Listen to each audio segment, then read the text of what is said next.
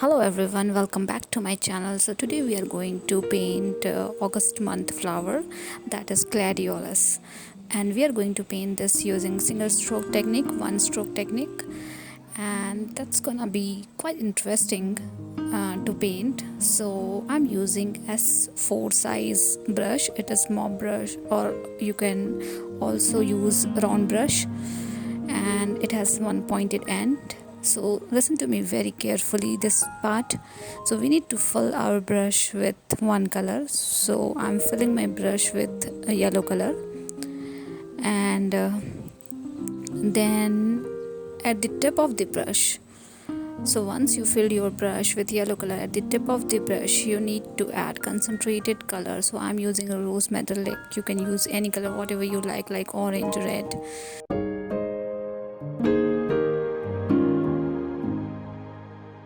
So I'm using a little concentrated color at the tip of the brush, and now we need to give little pressure in our brush and move our brush in towards left, towards right, to make a petal.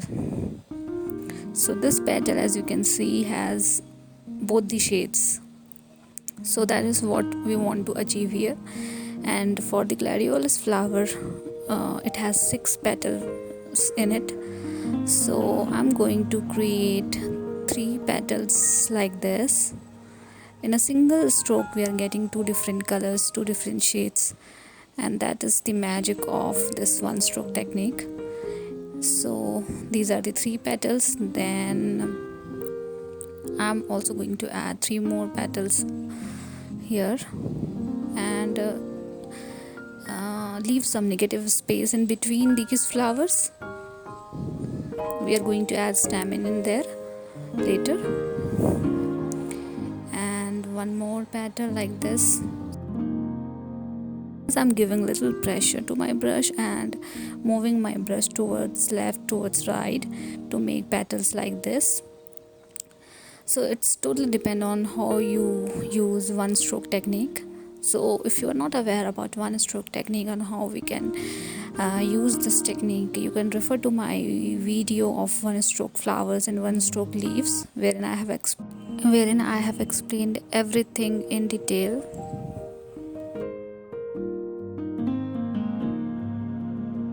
Composition of flowers are also important, and perception of flower is also important.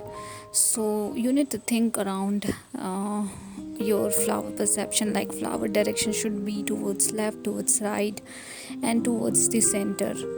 So when we create a bunch of flowers like this, we definitely require a perception in it. So the second flower is facing towards right side. The third flower I want to face towards little left, but this is also overlapped flower. So sixth petal we do not require here for this one, and leave negative space in between if required. And then if you feel your color is not that visible, like as we can see the yellow color is not that visible, then fill your wash your brush first and then fill your color again with the help of yellow color and red color, whatever you like. And then with the same technique we are going to add few more flowers. You can think of different composition as well. It's totally up to you how you like. And as you move ahead, as you move towards upside, you can just add a single petals like this. So this should look like birds, and then we will add leaves later, or we can say birds later, which has not bloomed yet.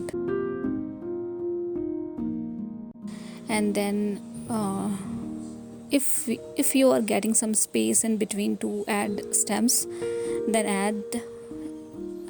add those stems. But if you are not getting any space in between because you have filled those area with the flowers, then it's absolutely fine. You can go ahead, and whenever you will get any space to add stems, you can add like this.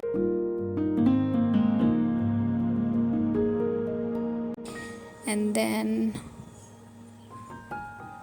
flower buds, some sepals around incomplete bloomed flower.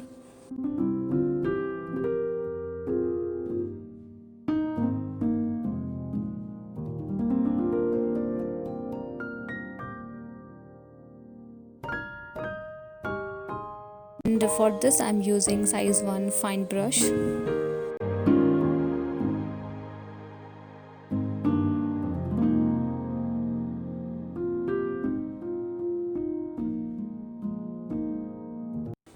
So once you understood the technique, you just need to think around perception and composition, and this flower gonna be super simple for you.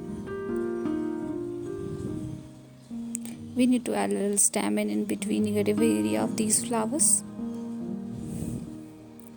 and we are almost done with the first type.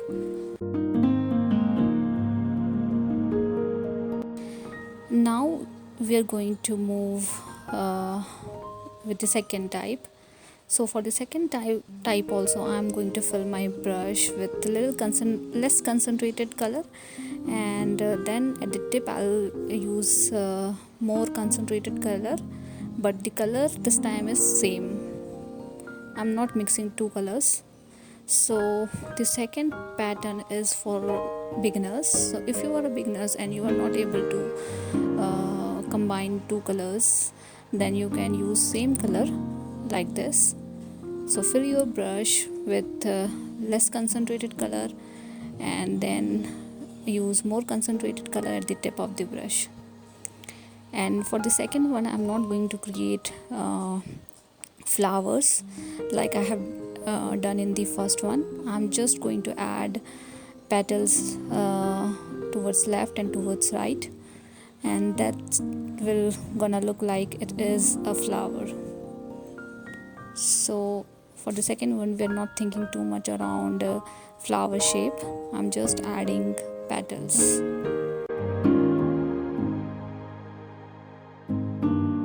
Whenever you feel you need to add more color in your brush, you can wash your brush and repeat the same process again. And as you're moving towards upward direction, you just need to add few petals, few single petals, and that would be enough. And then we will add a stem and sepals and birds, those kind of things like we did in the first one.